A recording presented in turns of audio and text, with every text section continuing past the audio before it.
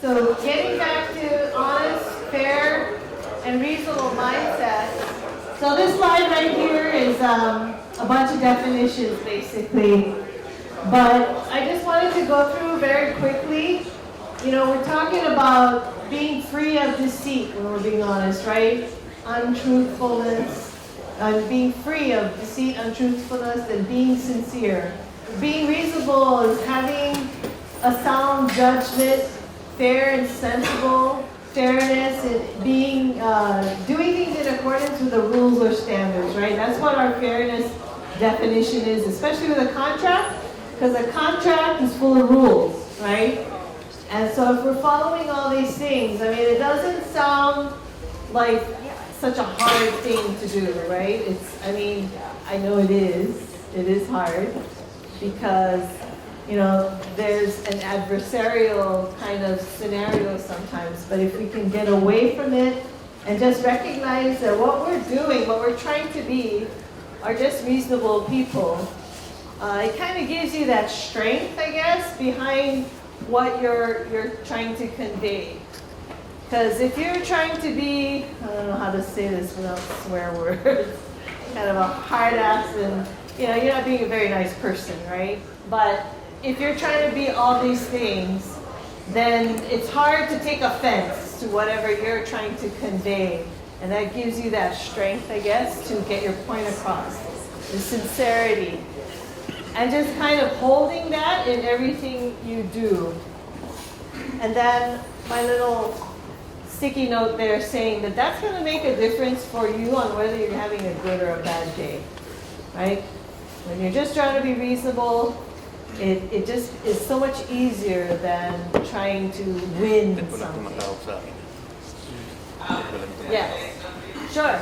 My vision of where we want to be, to help with a lot of these issues of honest and fair, I gotta keep stressing that we promptly pay our contractors. You know, don't hold the estimates hostage. You know, our specs the 15th of every month. I mean, by the 20th, we should be issuing payments. If we're gonna assess LDs, assess them as you go on. Hit them little, hit them early, get their attention. Don't wait for it to be 6 digits and then hit an LD, because that gets everyone's attention, right?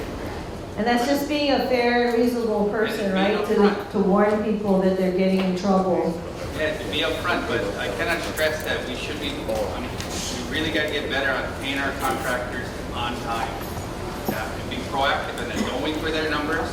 You can make your own estimate, give it to him. If he doesn't give you a number, we run with ours. Right? But that's all being part of the fair and reasonable. The contractor's in the business. He's got to make money. Right?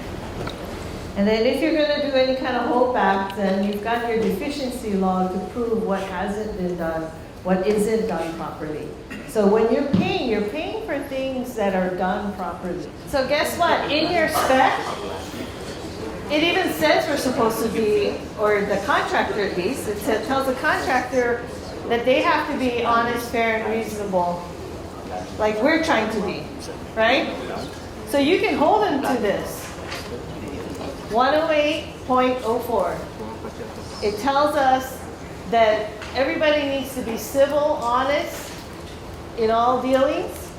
And guess what? If they're not being this way, we can get rid of them. You see that part highlighted on the bottom? Direct the removal of any worker or workers who do not carry out the assigned work in a proper and skillful manner, who is disrespectful, intemperate, violent, or disorderly. Has any of you ever used this clause to remove somebody? Show of hands. Who's used this? Just Art? Okay. Willie? And also Patrick? Good. Because, you know, that's what we're trying to do, is just be a team. And if they don't want to be team players, let's get rid of them. Okay? Because you have it in your contract. It says so. All right?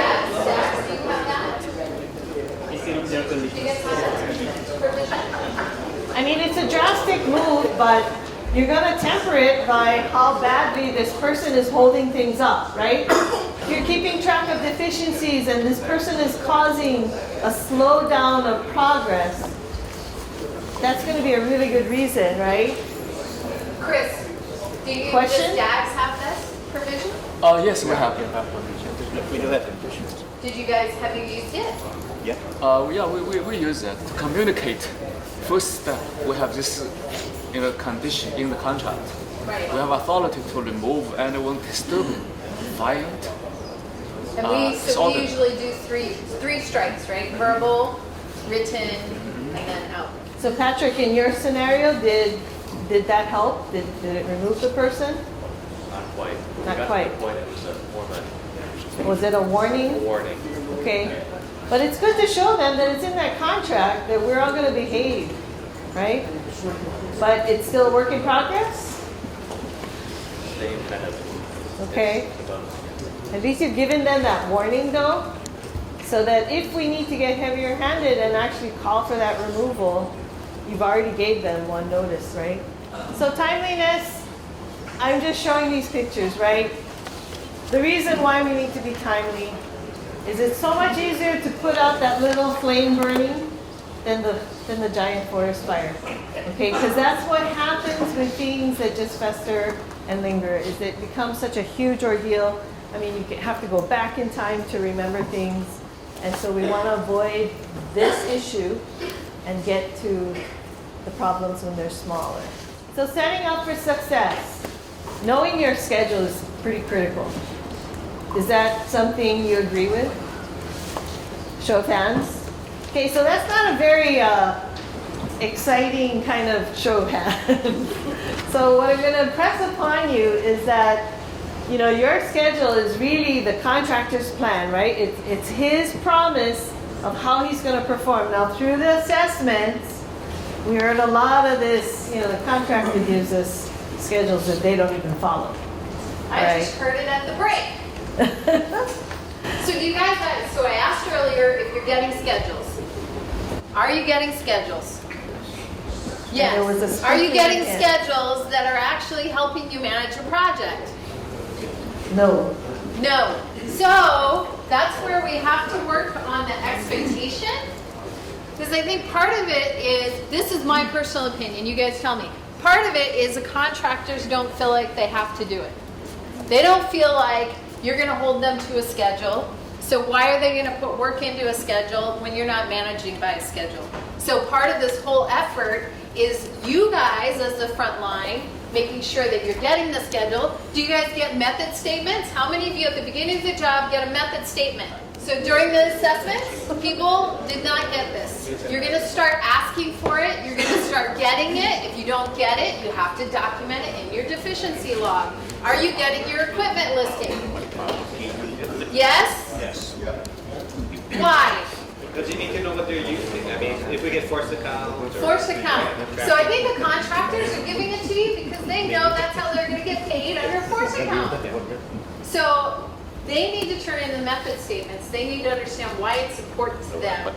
Because as we start looking at delays and how they were going to execute their work and what kind of resources they were going to put on their work, we can start holding them accountable to their baseline schedule. If they say when they start that they're going to use 6 crews and they only use 2, is it our fault or their fault? Are they under-resourcing their job? And then you can start citing them on the deficiencies from that standpoint. So when we talk about capacity and resources, they're supposed to, in their method statement, define how they're going to do it with the number of people, with the number of equipment. And if they're not doing it that way and they're falling behind in their schedule, you need to document it. But you can't do that without the method statement. So the method statement is like the manpower graph. Yeah. Well, and it's a narrative description. Together with the initial. Right, Yeah. in their baseline. In We your wouldn't baseline. pay them until we got all of this. We wouldn't pay them until we got this and agreed with it. So that means they can start working, but until we got a baseline, we went years without paying them because they gave us not very good schedules. So a lot of times you guys are getting schedules that just show charts, right? And headlines of what the activities are. But these method statements get into those details so you can start to understand what this schedule really means. Like what is really happening. So the question is, if we have right now good examples of this to share. And I think we'll work on that at the construction committee to see who through the state has. If not, we'll find some things so that you guys can start. But that's the key to understanding how they're going to execute their work. When Alan's talking about the chart, you have your resource loaded schedules that are supposed to tell you how many people, what equipment, da-da-da. This spec, I feel like, is a little more narrative than defining people and resources. But that is something that DOT can always move towards, getting cost-loaded, resource-loaded schedules that are a little more. For a contractor to prepare this method statement, he has to think. He has to think through his job. And if he's done a good job with his original schedule, he has done that. So we're just having them share that information with us so we can understand it too. And we can recognize when we have impacts. It's just more information, but it makes the schedule more real. You can then read that stuff and say, wait a minute, that's not what you're doing, or that's not possible. This is stuff that your field people need to read and understand too, so that when they're out there seeing what is happening and not happening, they can comment, okay? So when we heard feedback about, I don't look at the schedule, I have nothing to do with the schedule, a lot of inspection folks, then you're gonna be more involved. Question. What? Pre-commissioning document. Pre-commissioning. It'll be one of the pre-con submittals, the initial.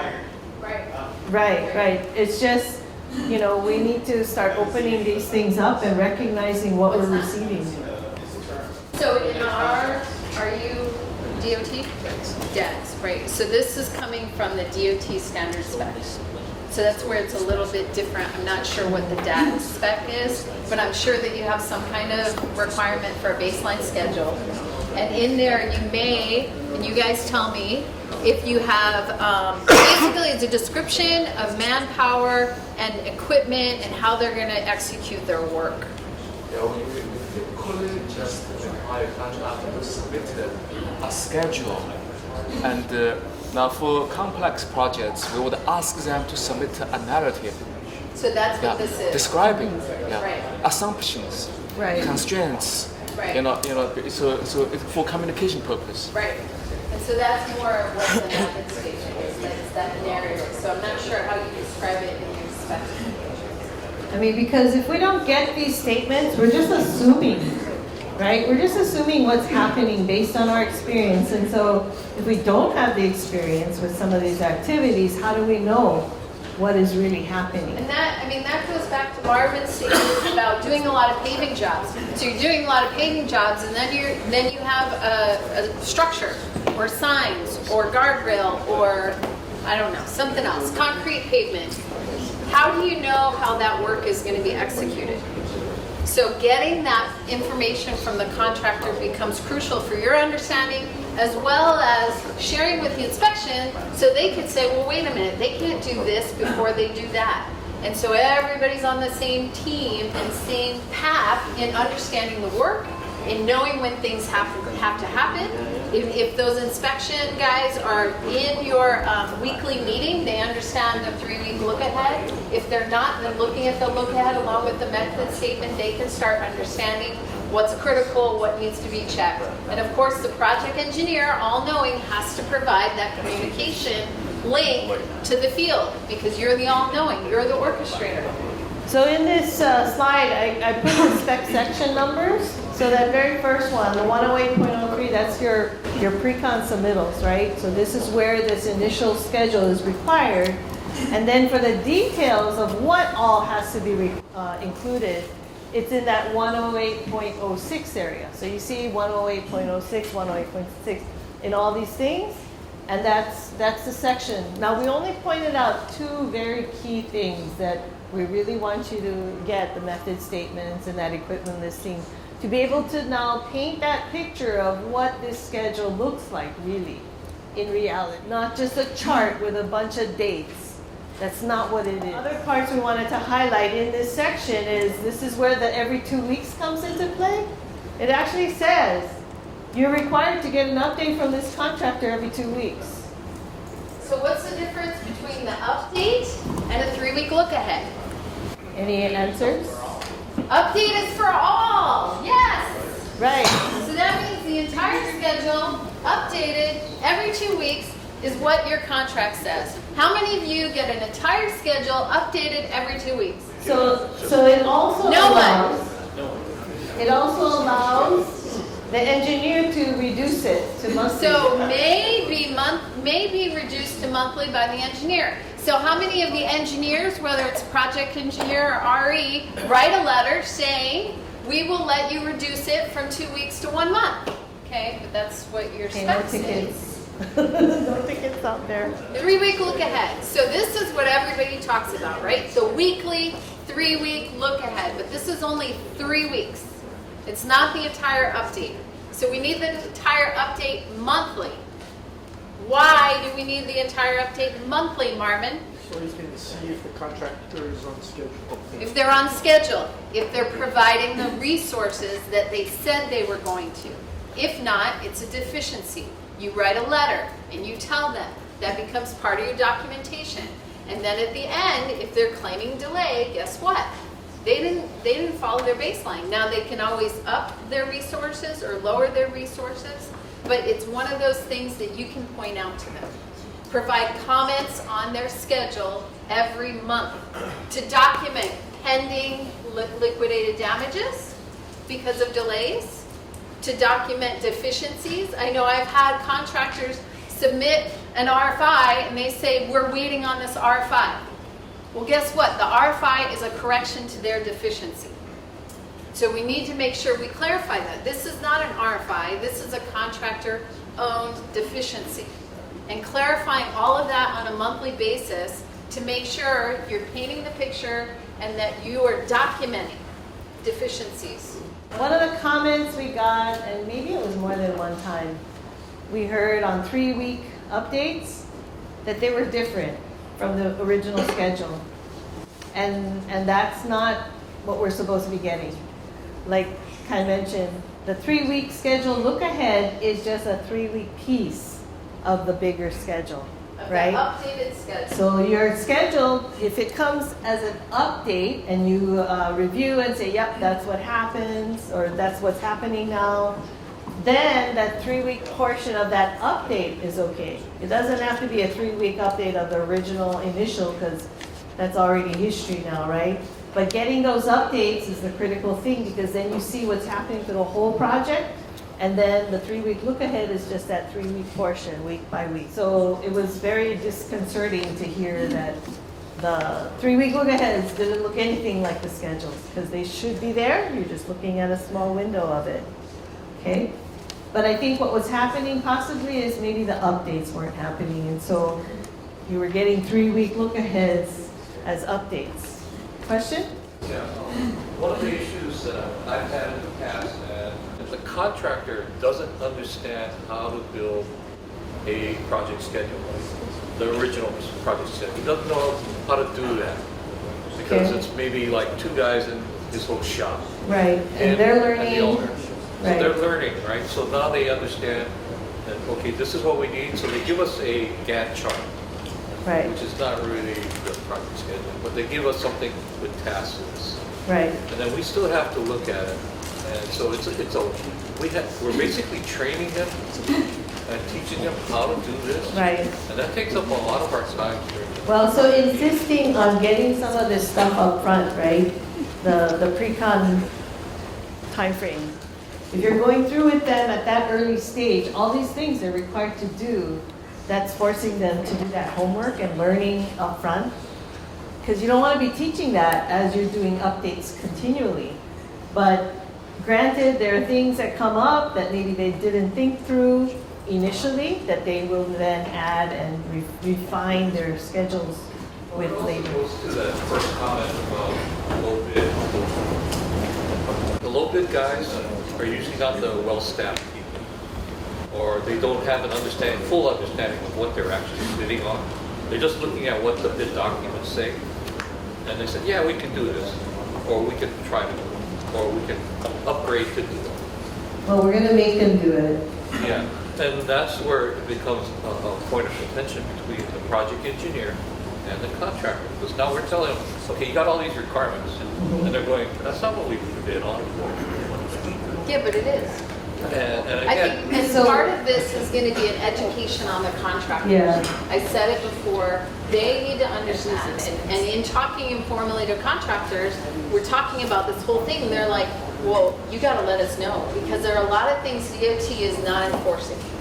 They need to understand it's gonna be a requirement. And that can happen through Art, through George, through Highway C with the GCA, through Ed, everybody's kind of starting to say this. I guarantee you, they are not necessarily bidding it this way because they haven't been held accountable. Yeah, this is gonna be an eye-opener for them, and Lane is working through GCA to keep them informed and just, make them aware. Okay, so the comment was having examples, and I would say yes and no. Examples for internal, but it's still not your job to train the contractor.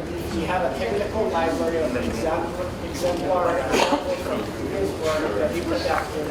And contractors can look at, and it's a fact wiki that walks them through the process of what is required. So with our wiki Still be a site, little hesitant. Well, the thing is, we can provide those online. They can choose to use them or not, right? Once and done. Right? Set it up. I agree. And that should make our jobs easier. I mean, if we find better examples as we go forward, put them online so that the contractors can see this. Just point of reference, we can point them through instead of repeating over and over each contract. And it's consistent. Yeah. I agree. So we're definitely right now working on that internal library for DOT. Because we want to make sure DOT has the method statements that they're looking for. At the same time, we've talked about the Highway C, this education that needs to happen for GCA. And or, we go share with that. and the thing to remember too, though, with samples and things like that, is there's a little bit of liability involved in saying, here, do it like this, and you're good. Because now you own any mistake or any error So in that's those where I would be documents. hesitant. I would prefer to have it as a educational campaign, and that they start pricing resources to make sure they can comply with your contract. Because even if you provide an example, every contractor is going to have different equipment, different crews. That goes into how they plan their means and methods, and so it's going to be very difficult to do that for every contractor based on their situations, other projects they have, things like that. I know when DOT was doing the Encore training, I would say there were a lot of contractors that started reaching out to Encore and seeking that resource. I think we have to continue that because they need to understand this is an expectation DOT is going to hold them to. So I agree, and slightly disagree. I think we can provide examples online and copy them. So if we provide us an example that said this was accepted in the past, you must adjust for your needs and methods or whatever it is, your resourcing, I think we're fine. As long as, maybe it's a formatting or Yep. whatever. We make me a It's just an legal example. review on the disclaimer. Yep. Yeah. Okay, and the last item on the last bullet here is that 5-day notice. So if a contractor is experiencing a time impact, this is the part of the spec that says they need to let us know in 5 days. Not 1 month from now, when they About 6 months. turn around and say, oh wow. And after we've been delayed, here's how much you pay us. So this is another one of those things. If they have a delay and they have not notified you within 5 days of that impact, what we are recommending is to deny. And once you guys are all doing that and you provide that consistency, then they will also be trained that they need to submit within 5 days. Now, as golden rule, when you see a delay, you're like, hey, make sure if there's a delay, notify us. Because if not, we're going to deny your claim. So tracking that 5 days, going back to It's 5 days within having that impact to their schedule or their critical path. They may start saying everything impacts, but it's better to be over notified than under notified. There have been instances, right, where you don't realize it's a delay that's going to affect them, and they are allegedly accumulating their cost, and then 6 months later they turn in a $2 million bill. So we want to make sure that's not happening. And then on our side, when we get that notice, what are we doing? We're figuring it out, right? We're trying to see if it makes sense or not, and whether we agree or not, because now it's on us, right? To recognize it or deny it. Okay? So again, timeliness. So on this slide, there's like 3 questions that were associated with it. So the first one was how often are schedule updates due according to the standard spec? Right now, by spec, it says every 2 weeks, right? B is the answer. Whenever the contractor believes an extension contract time is justified, contractor shall serve written notice to the engineer not more than 5 working days after the occurrence causing the delay. Again, B, right? 5 days. And then our project team, the contractor, and the state seldom discuss the impacts to our project schedule.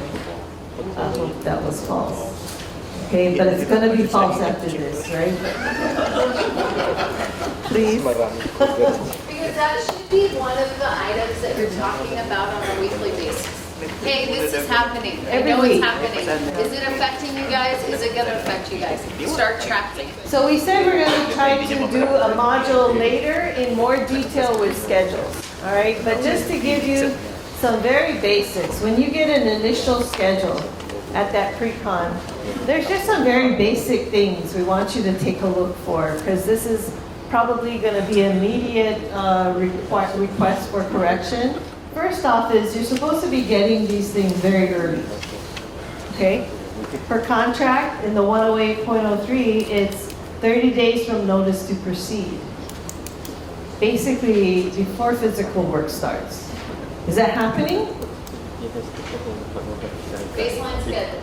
Are you guys getting these at pre-con at least? Okay. Yes. This is a pre-con submittal, okay? Recognize that you deserve to get these things early because you deserve the time to review this. That's just fair and reasonable because we said so. These are the rules. These are in our contract. There are conditions where we're in the habit of, when a project is awarded, we're scheduling the pre-con before it's executed. Because we want the contractor to, on his own volition, start working on these things. So we usually don't get it at the pre-con because technically at that time, there's no legal contract with the contractor. Because we're doing it between award and execution. But we're using the pre-con as a kind of a jump start in the process to, give them the rules of how things are going to be just let them run. know that these things are coming and stuff. Why don't you start working on it, like a SWIFT schedule and those things. So if you're having those kind of pre-cons that early, then you're telling them, guess what? You guys got to give us your schedule. Yeah, but technically they're not obligated, right? When they get notice to proceed, there will be, right? But that's after execution. Okay. Right. So if you're holding pre-cons early, then it's before that NTP. But then so they should legally- have fair warning. They know that it's coming and you can go. So it should be a through topic the at your pre-con. Yeah, but we're using the pre-con as that fair warning. Yes. We're giving them all this Right. documentation, hey, these things are due, why don't you start working on it? Right. Okay, but the idea is getting it early so you can look at it, right? Don't you deserve that? Do you need to be rushed through to study and understand a schedule? This is saying you don't need to be. You need to be getting it early, okay? And is there enough information to make this schedule realistic? Again, going back to getting those method statements so that you can understand it, that's key. But also making sure it accounts for real life things that are going to be happening, right? So are there any lane closure prohibitions that you know of that are going to be in the time frame of this contract? That's making it real to the actual time this contract will be being performed, okay? And accounting for those things. Then, this whole section 108.06 A1G says, where are the submittals? Are the submittals in the schedule? Because we need to make sure there's enough time for reviewing, possibly going a couple rounds on certain submittals. You know, the ones that are always like having a second review. We need to make sure those things are scheduled in a realistic way. So once you understand what the different activities are, and you read those method statements and know what it is that's going to play into that activity, you can marry that with these submittals. And actually, it's not your job to do it. It's their job. Okay? Because this spec section, that long number there, is saying submittals, material procurement order dates for long lead materials, testing, fabrication, mold, demold, need to be shown as activities or milestones in the schedules. So right now, are you guys getting that? You see activities with submittals? What about, when do you guys get your guardrail submittals? At the beginning of the job? But do they turn them in? They turn in all their submittals at the beginning of the job. But are they scheduling our reviews? Guardrail is usually the last to go in. Do they turn it in at the beginning? But they don't put it in until there. Okay. I haven't seen them always turn it in early, that's why I'm asking. Because the end treatments, how long does the end treatment take to get here? Long lead items? Long lead items. So are they 6, putting 8, long 10 lead weeks. items? How long do traffic signal poles take to get here? Long time. So if we haven't accounted for this, if they haven't turned in their submittal, who owns that delay? If they haven't planned for these long lead items, who owns that delay? Contractor. The contractor, right? Because we're telling them, plan this stuff. Always contractors. Put those Not things gonna be in my here fault. for this I don't spec. care what happens. So It's not gonna be my if this continues to not show up on these updates, what do they become? Deficiencies, yes. Because it's necessary and it's gonna hold up the job if there is one of these bomb type long lead items that they're not tracking or they're not aware of this. So being a fair, honest, fair, and reasonable, that's all you're doing when you insist that they do these things, right? Because you're just saying, if you don't do this, you can get yourself in trouble because you're gonna miss stuff. So we're just trying to help you by forcing you to follow the contract. It may not seem like we're helping, but that's what we're doing because we're making them think through and manage their own projects. When we documented it, if they don't follow through and they don't submit it, and we continue to talk about it in the weekly meeting, and it's on our deficiency log for 6 months, and then it gets elevated to Art and George, then they have 6 months worth of documentation saying you were repeatedly reminded about this. So why didn't you do it? Why do we own this delay? Why don't we just change the spec to say they have to turn in all the submittals within 120 days of award? I don't know. Why don't, Dean's the spec guy. Right? You can put that suggestion in. He's It saying says- all submittals should be submitted within 120 days of award or NTP. Award, Depends on the submitter. as an example. So I would say work with Highway C. If those are the suggestions you want to see. Note to self. Okay. Okay. Environmental restrictions, are they addressed in any of your schedules? Like some places you can only work daytime, right? You can't work at night. So is that part of the schedule? So that's the kind of stuff you're going to be looking for in these schedules, right? To make sure when you have these restrictions that the contractor's accounted for it in the number of days. And you'll understand how they're planning to do their work when you get those method statements. Are they going to work daytime or nighttime, right? And oh, you're going to work night? No, sorry, you can't. Right? So this is a comment on the initial baseline schedule that you're going to be making back to them so that they make it real. We're tired of these unrealistic, nobody follows schedules, right? We're trying to make them real. So then you get to the more detailed parts about does the schedule make sense? You know, do we have a critical path? Is float shown? This is where it gets more into the mechanics of of the schedule, and we will pay attention to these things. So just very basically, the logic is what we want you guys to focus on. And this is where the whole team maybe needs to be involved in this, because everybody has varying levels of experience, right? And so the field guys can even look at some of these statements and say, you know what, that doesn't make sense. That's not how they're going to do it. Or if the contract's already rolling, that's not how they're doing it. But hopefully we're having a little bit of a review on that initial, early on, before work starts. And just weighing in on whether it makes sense. Does this come before that? Or is this something that doesn't have to necessarily be in series? It could be something that could be run in parallel. And maybe it's the contractor's means and methods, but it's something that we recognize that at some point in the future, maybe it would be running in parallel. But it's just really understanding how this contractor plans to build his work. And I know Art had a comment on contract completion dates. You didn't want early completion, right? Yeah, that's that first bullet. I was always in the habit of never approving an early completion schedule. So did you guys hear that? Art says he's in the habit of never approving early completion. So no early completion. Why? Why? Because the contract is let out for a certain number of days, give us those dates. Give us those days, but at the same time, didn't you have a situation where they had an early completion and then it was delayed to actually contract completion or something? And they filed a claim. And they filed a claim. So the mechanics of the baseline become very critical and important in claim situations.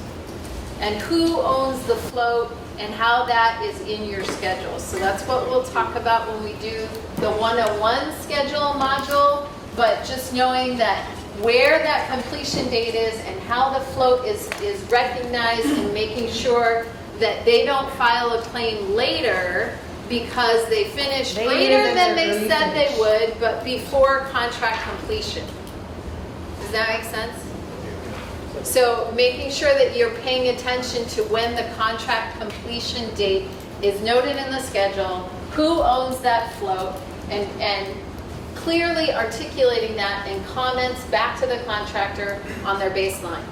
So that's why, so the very basics, because this is CA 100, is the previous slide.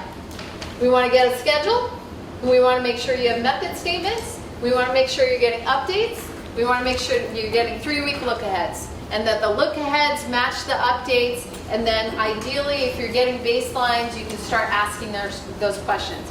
Because again, this training is a continuation and builds upon the one from before.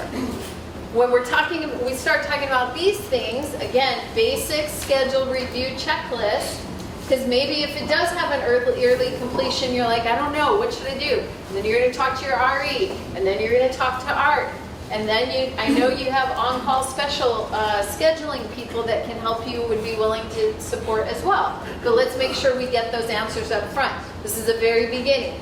The next module, when we talk about tracking milestones and delays and who owns those delays and how that affects your overall delay claims or LD position, it's going to be based on these things. So that's why this is the basic schedule review checklist. When we do the follow-ups in between, if you guys are starting projects, when we do the COCUA reviews and you need support, again, you can go to Art. Art can go to Highway C. There are some resources there for you to help you through the process. But it's a matter of going through this process. Everybody, I know, well, I don't know. I know on Neighbor Islands, everybody's starting to start projects. They're coming, right? So if you have projects that are starting, make sure that you're starting to go through this review process. So this question number 8 came from the assessments. Okay, it says the initial schedule received from the contractor should be accepted as submitted. It is their means and methods and their schedule. Is that true? False. It should be false. Very good. Because we have questions, right? They haven't included everything that we know will make this schedule real. And So just because they these are the turned it things. in and they didn't have XYZ done, or the critical path is shown incorrectly. I had one contractor show me every path in the project was critical path. And so those are the comments that we have to return. No, it isn't.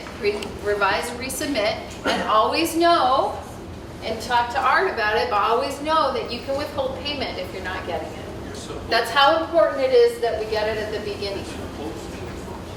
You're so supposed to, but I know Two things with your baseline schedule. Don't make payments until you get the original submittal, initial submittal, and there's no claim without a schedule. If you don't have an approved baseline schedule in your project, there'll never be a claim on that project because that's in the spec. But what are they claiming against? because all of that analysis that we talk about in analyzing schedule goes back to comparing it to your baseline schedule. So if you don't have that, it becomes really difficult to analyze who owns what delay. So again, CA 100, let's get the documents, let's review the documents, let's start understanding the documents, and then we'll start tracking delays. Yes? Question. You're not supposed to pay until the submittal is accepted. Not that you just submit it. That's Correct. And again, fair and reasonable mindset at the pre-con, you can say, I don't know what your past practice or experience has been with the state, but, and I don't know if you would use Federal Highways maybe, but I know Federal Highways, when they're looking at these delay claims, have been more stringent on having the baseline and how it compares. So you can say, you know, we are being directed by our administration not to pay until we have an acceptable baseline.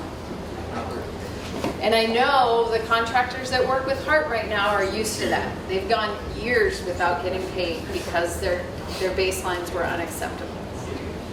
They may not be used to it. What about Corps of Engineers? Did you guys? Yeah, they didn't do anything without a schedule that's approved. If you need motivation for being fair and reasonable, think about explaining it to your neighbor. Are you being fair and reasonable to them with their taxpayer dollars? So if you're having a difficult time with a contractor who wants to get paid and hasn't given us a schedule, you have to explain that to him. Acceptable schedule. An acceptable schedule. Well, some aren't even submitting, right? Until whenever. Then it's like you can't be paying because you don't have the basis for that payment. You don't know if they're even doing the work they said they would. They did something maybe, but what is that? You know? So you gotta imagine that you gotta be able to explain how you're performing to your neighbor. Why are you paying them when they haven't complied with their own requirements, when the contractor hasn't complied? Is that gonna be a reasonable statement to your neighbor? Yeah? Think about it, because that to me helps to decide whether you're being fair and reasonable. Yeah? That public asset test. Is the public going to see this as fair and reasonable? Or are we just giving in on things that we don't need to be because we've got a contract that says all these things? So are we doing a disservice to the public in that scenario? The answer is false, right? On this. We're going to be looking at schedules, the initial schedules, and we're going to be making comments. We're going to be making comments that make the schedules real, all right, as a minimum. All this stuff about numbers and float and everything, we'll get into that in more detail, but on that initial one, it just needs to make sense.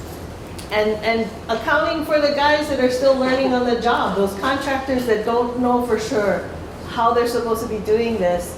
We don't have to train them, but we can show them that we'll be reasonable and allow for the updates that make sense, right? But we're gonna hold them to whatever they submit when they submit it. So if they find an error and they need to make a change, then let's see it. And then let's take a look at that, right? And go again through this process of review. What else do we need for setting up for success? Okay, the very first bullet, this is what you guys already do, right? You go through your plans and your specs, you tab it up, highlight things, you start getting familiar with what the plans and specs tell you. Also the engineering estimate, so that you're aware of the value of things. So are you just getting the engineering estimates from design? Show of Yes hands or if you're no? getting these estimates. Yes? Yes? Wait, no, Oh, no. you don't get them. Because that did come out in the assessment, that not everybody was getting that. I don't quite understand why. What's that? You have to ask for them. But usually from Highway D, you get them. But there were comments where people weren't getting them. I didn't quite understand that. But so all of you guys are getting them. No problems. Are getting them, but the engineer probably ask for them to get them. Get a personal copy. Is that true? So do they automatically get it, or do they have to ask? The only time you might not get one is a consultant design.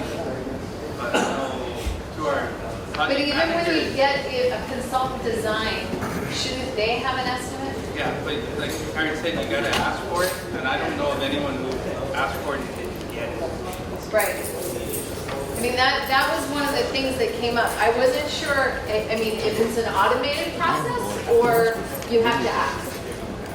You have to ask. I would suggest that it be part of the package that you get when you get Yeah, the original so- plans and specifications. So some people were saying it was coming together, right, with the plans and specs? Like it was a package that would come. So it just sounded like it wasn't always happening. Yes, Alex. You need to understand that the differentiation, they should all get a detailed estimate. No, but it's Right. But they might not be getting quantities that they. Give it to you when you get the Right. That's the one element that's key. Right. So maybe that's something that we can work We on work a little on, more, yeah. is making sure it's part of that PS&E package that you get with, because they have to estimate it somehow. And so they have to have the quantities. But it seemed strange through the assessment. Some people were getting it, some people weren't. Maybe they weren't asking, I don't know, but maybe we can automate that a little more. Just so everybody gets it at the beginning of your project.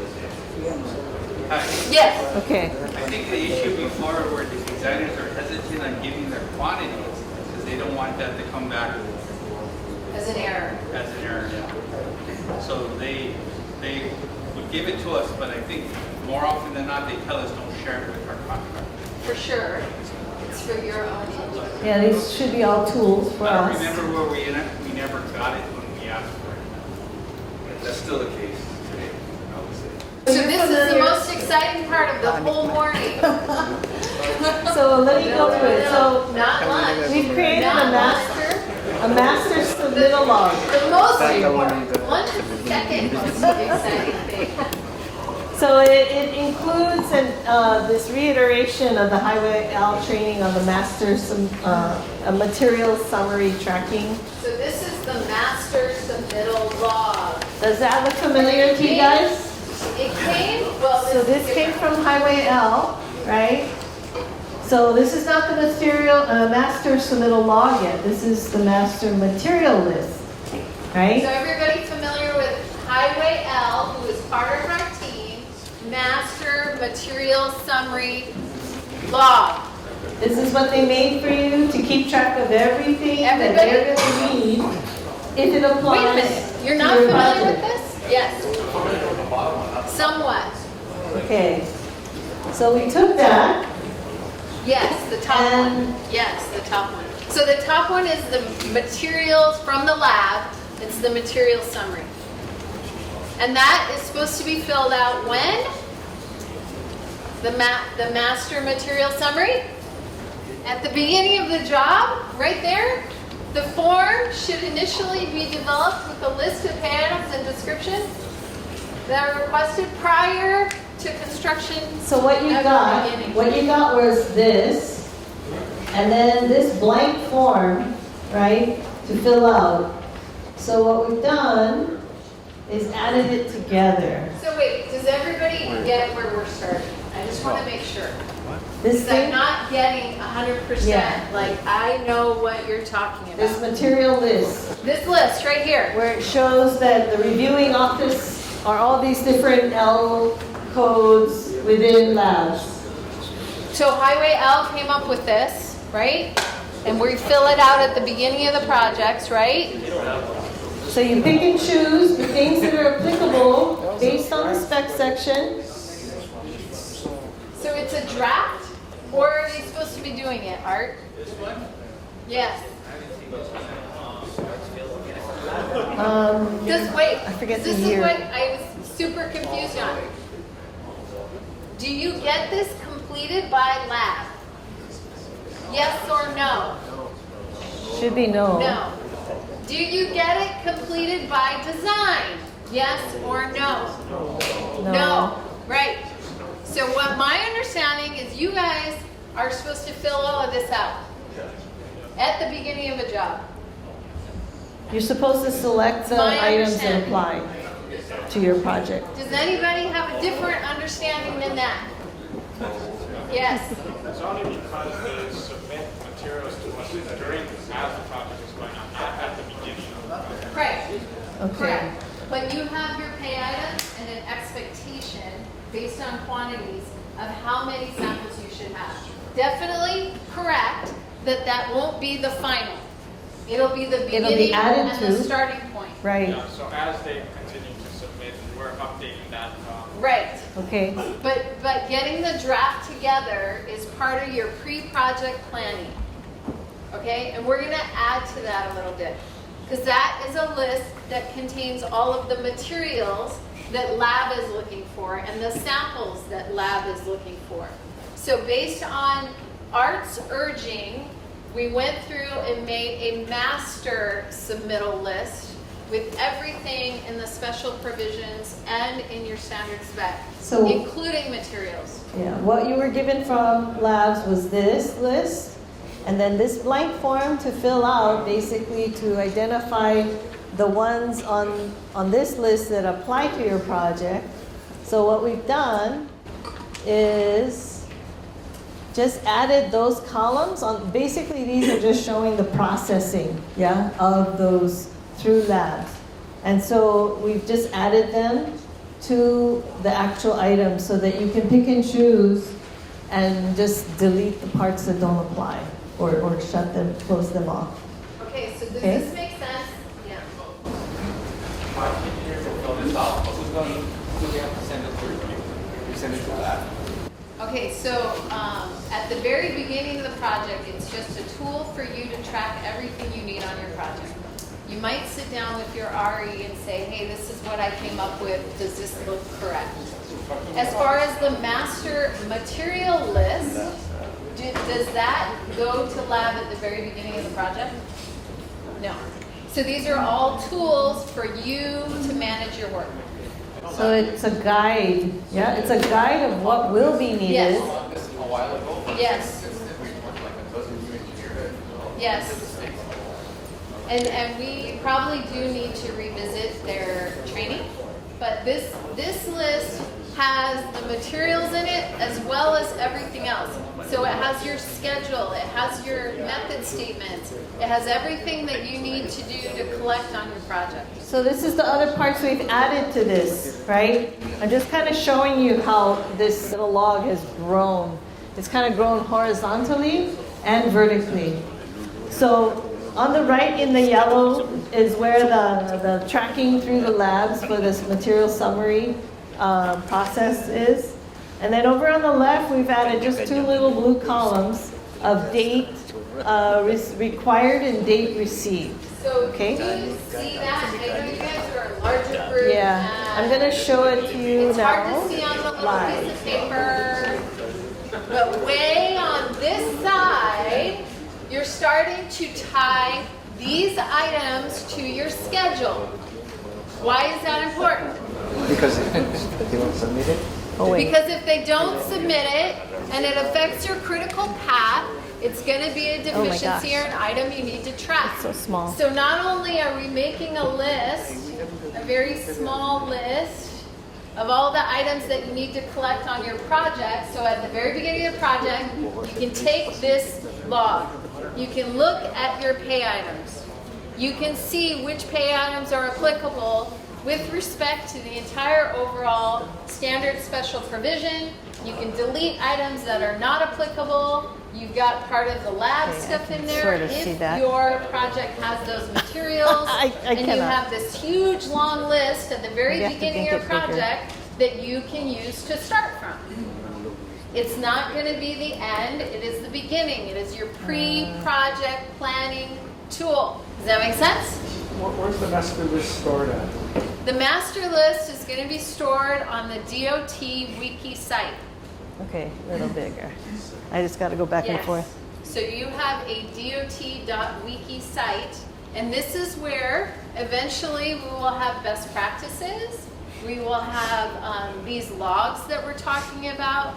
Ideally, maybe method statement examples. Again, building it for you guys internal so that you have the resources, and then talking about how that would be shared externally. Okay. So this is the actual file that we built for you. So we're working with Highway C to roll that out. So ideally, it'll be rolled out by the end of this week. So right now, the file is just an Excel spreadsheet. It's not too huge, so we can even mail it to you guys.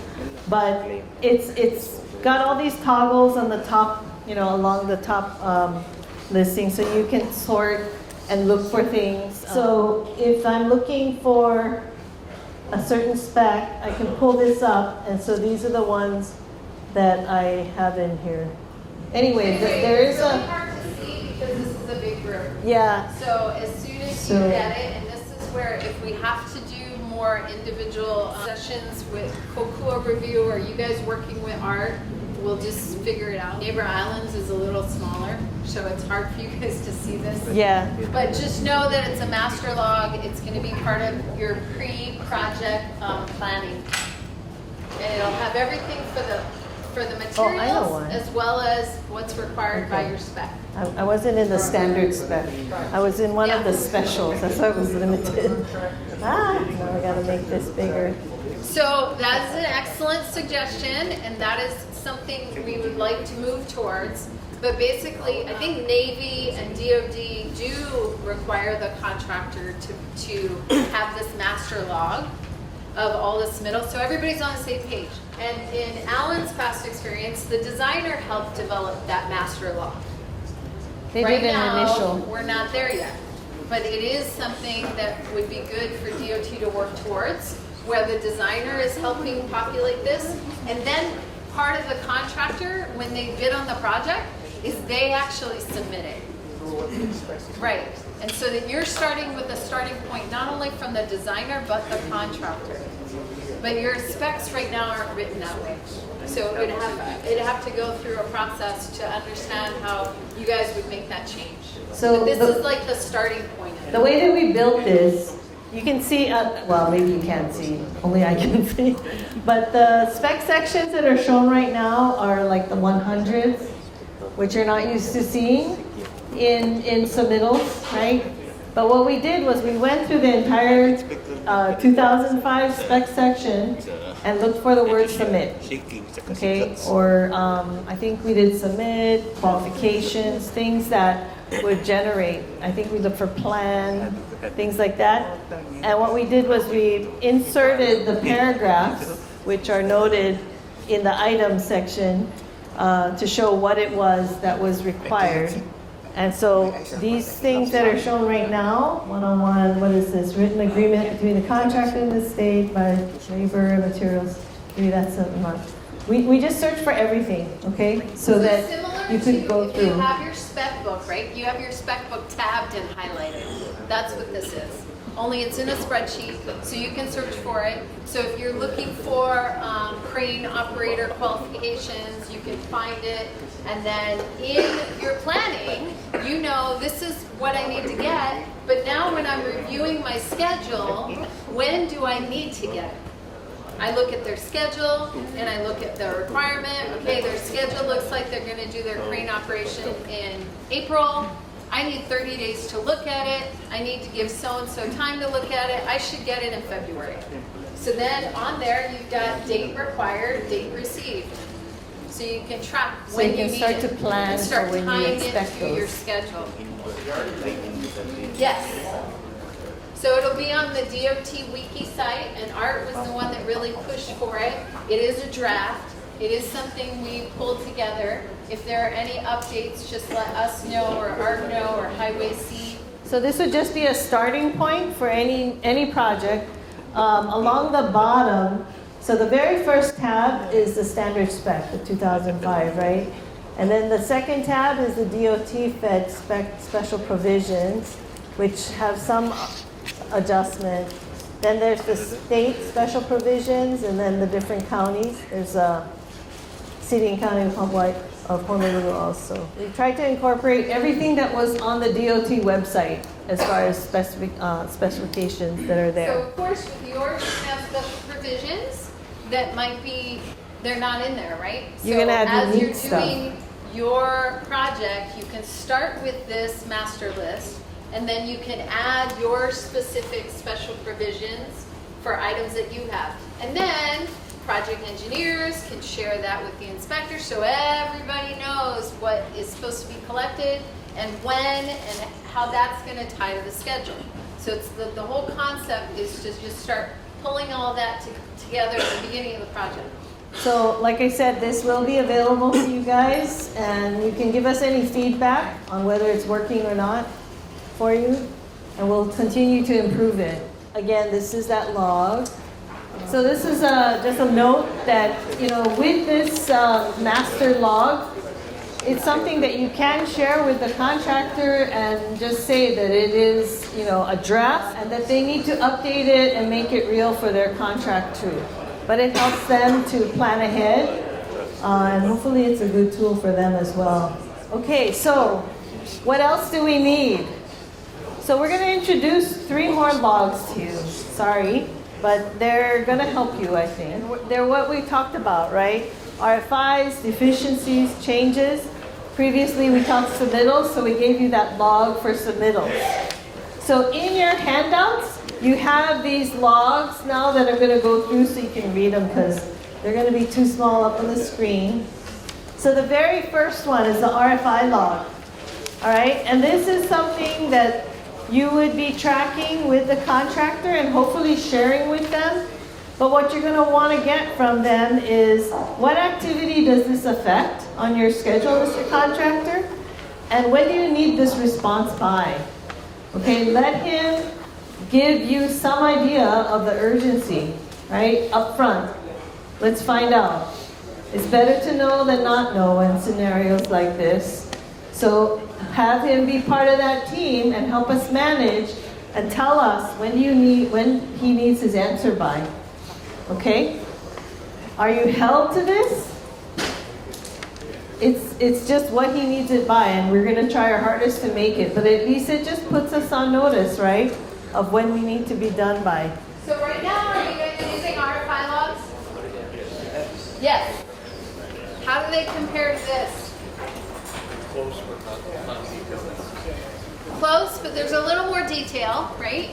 And the idea with the blue and green is what, Alan? So with the blue, we're getting that information from the contractor.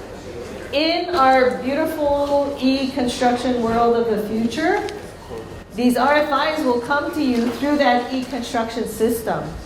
And they'll explain what their issue or their question is and what action they need. Right now, you're getting it, by emails, just talk at meetings, and you're recording it, and you're having to make this list yourself. But we want to get the contractor in the habit of telling us what his questions are, and us then doing the green parts of responding. So ideally, especially if you're starting a project, you can roll this out with your contractor and say the blue part is what you need to fill out, and then you guys are tracking the green part. So I know it looks like a lot of tracking. That's what I said to Alan, like, oh my gosh, this is a lot of tracking. But really starting to try to tie it to the schedule. Again, that becomes important when we start analyzing schedules. Right now, if we don't have that, it's really hard for us to analyze the schedule. So over on the right-hand side are the white columns that are internal, right? It's us tracking the answers, like we said, getting them back from the designer, and just knowing where we're stuck, okay? So this way, it just is a tool for you to be able to manage in one place what's going on with deficiencies on this project, okay? RFIs. And all of these are tools for your REs to decide how you're going to use or not use. The nice thing, if you use it or when you use it, is it starts to be a little more consistent and the information that DOT is getting and tracking throughout the state. And that's one of the reasons is we really wanted to provide that consistency throughout the state. When you're using an e-construction, again, all of that will be going in and out of that system. So this is the weird part between where you are right now and where you're gonna be when you're using e-construction. So the next log, the deficiency log. How many of you are using a deficiency log? In DAG's world, that is The non-compliance? non-compliance log. Do you guys log your non-compliance or you just issue? It is a very important tool. I must say that. It is a very vital tool we use. Right. But in practice, we're dealing with issue on daily basis and not using the tool to log all the deficiencies. Right. And the very big, it's sad to see that we don't often use notice of non-compliance. So I think this is something we could look into Right. for improvements. Yeah.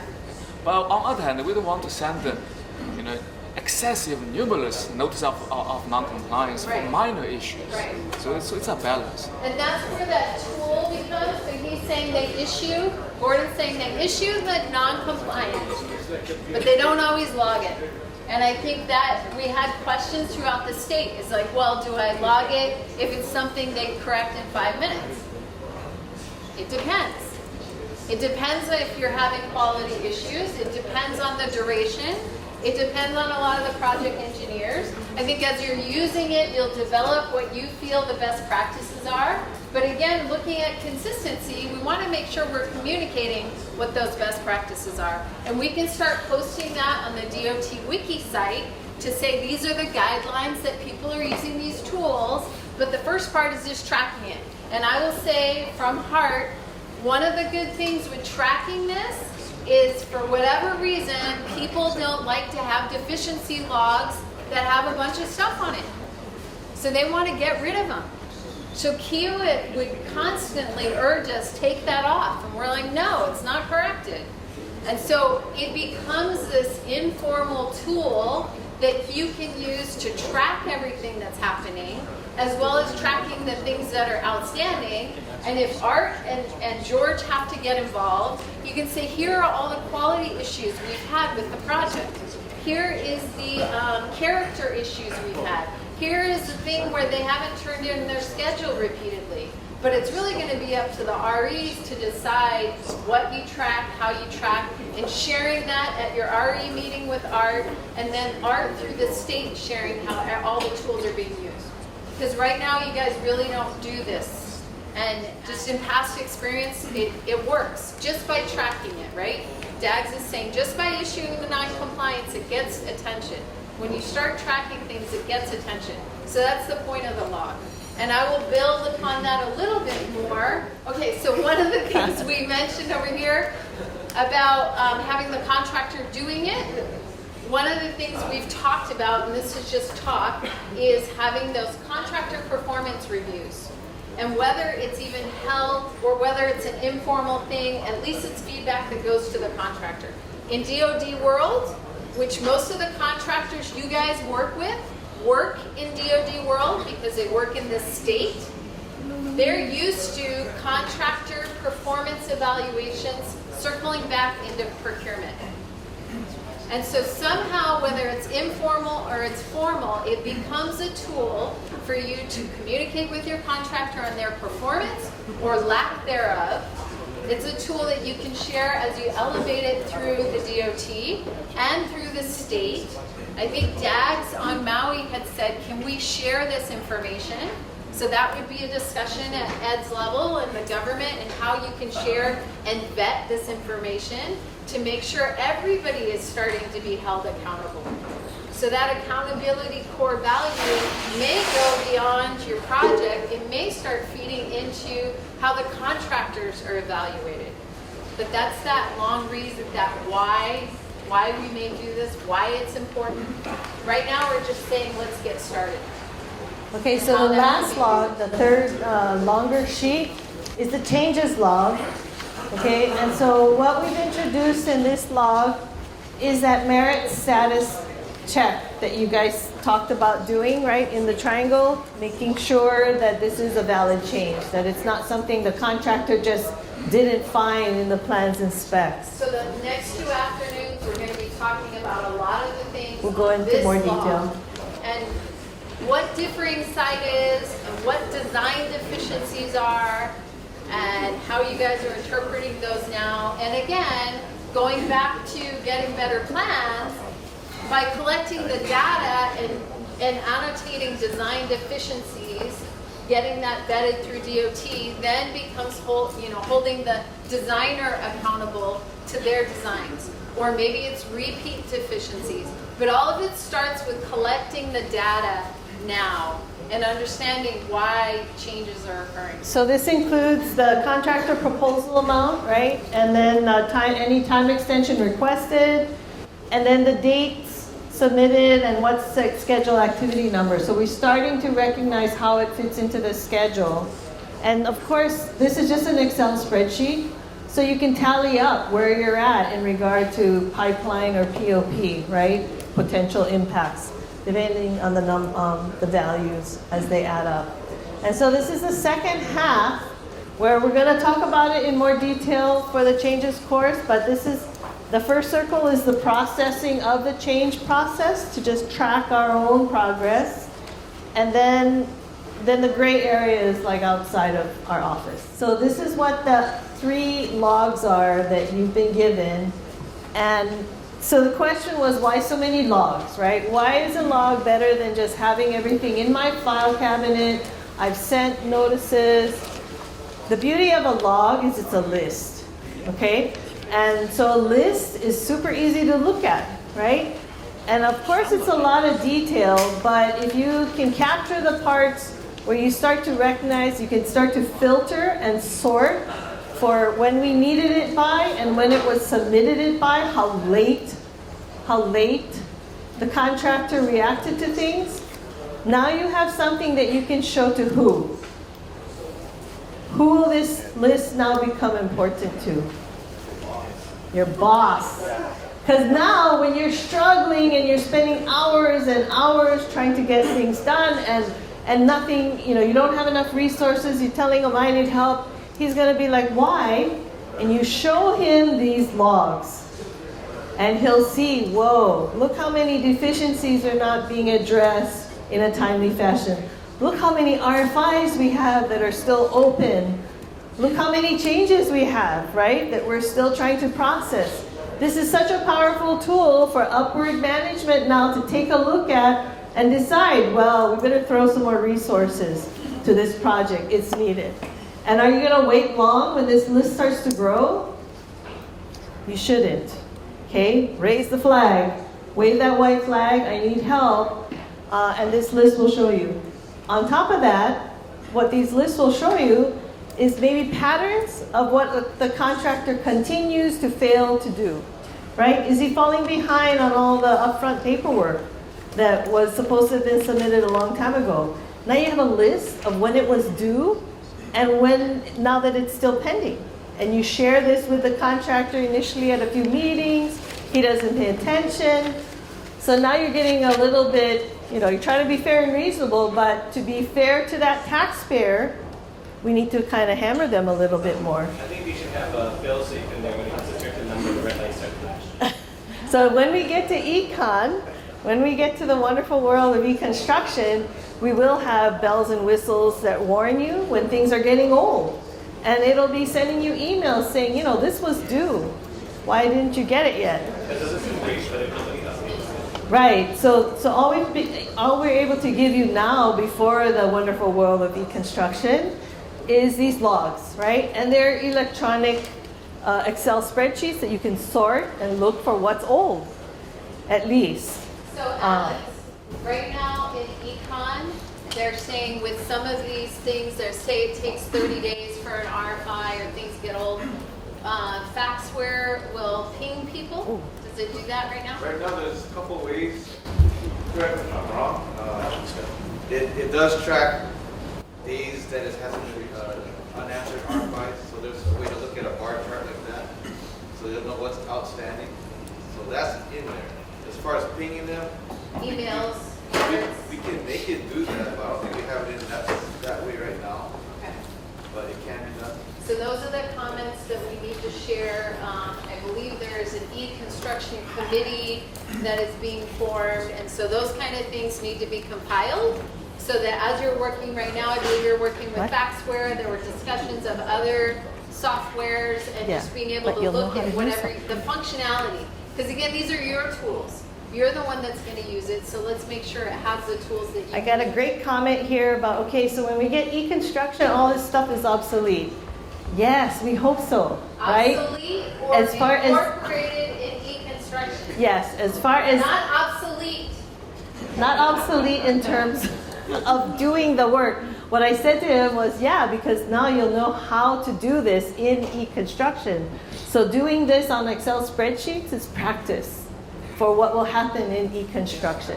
The Excel spreadsheet itself may become obsolete, but your knowledge and expertise is just going to grow and be even more powerful in an e-construction And ideally, you setting. can export that information, and then somehow that will feed into Highway A, and they will have dashboards so that management can kind of monitor all these things. But in working with Highway A, they also said they could use Excel spreadsheets to do this. So it is more cumbersome. That's why I would encourage you to work with your contractor, and especially at the beginning of the job, hey, this is a format that we're going to use. This is the log. So when you turn in RFIs or whatever, update the log and bring it on a weekly basis. So make sure you're working with them on that. And so this is, the logs that we have, you're not going to share the white parts because that's our internal part, but maybe the parts where, you can share with them to show them what they have to do or where you're at is something you can use. So then what happens after these logs start to grow and grow? Maybe letter writing is then the next step, right? When we start not seeing the progress and performance that we want to have per contract. So these are the top 3 reasons why we write letters, right? When the contractor needs our decision, maybe not so much on RFIs, but maybe on the trickier ones, performance issues, when we start to see these logs grow, right? And not they can grow, but then the active part hopefully stays small, right? And when we need to direct contractors to read this part of the spec sometimes even. So again, like some of these decisions do come from the RFIs. If they're the more critical, complicated type or unusual, and then decisions that are actually agreements, like we talked about this in this meeting, and so this is what we agreed upon. These were decisions made, okay, that we should put into letters so that they're formalized and documented clearly, because these will become critical on when you do these letters. The timing of any kind of claims or scenarios like that can get nasty. And you want to be citing your contract requirements. I just kind of put that on every slide because you always want to show your reasons why, because you're being such a reasonable and fair person, right? You're just enforcing what's in the contract. Performance issues. This is when you could just include copies of your logs of where they're deficient and how long these deficiencies have lasted, and maybe point to certain areas where you're seeing trends of repeated type deficiencies that now the contractor needs to respond to, right? So look for patterns, the timing of how long some of these go, behind scheduled progress, right? That's another thing just in general with the schedule that you need to hold them accountable to. Are they following their schedule? Safety. So we're going to talk more about safety tomorrow, but there's going to be items that you throw on deficiency logs that are safety issues. So these are more serious sometimes to get immediate action on. And so you may not want to be waiting too long on those safety ones. And then the personnel one that we threw in there, and making sure you remembered you have that section to get rid of those folks that are just impeding progress. And then the directives usually will be sometimes a clarification of something that's right there in the spec that they don't seem to read the same way that you read, so you need to direct that this is how it's read and what it means. any corrections that need to be made. And sometimes, that starts going into the change order arena, but sometimes they're not. So cover those ones that are not change orders with letters. And to continue on with the performance issues. This is where you've given them that warning that this person is not being productive on the project. And when you've given them another chance, maybe the third strike is out, and you say, please remove them. Again, citing all your contract requirements. Just a quick recap, I kind of skipped over the questions, so I hope you guys are paying attention so you do better on the post-test.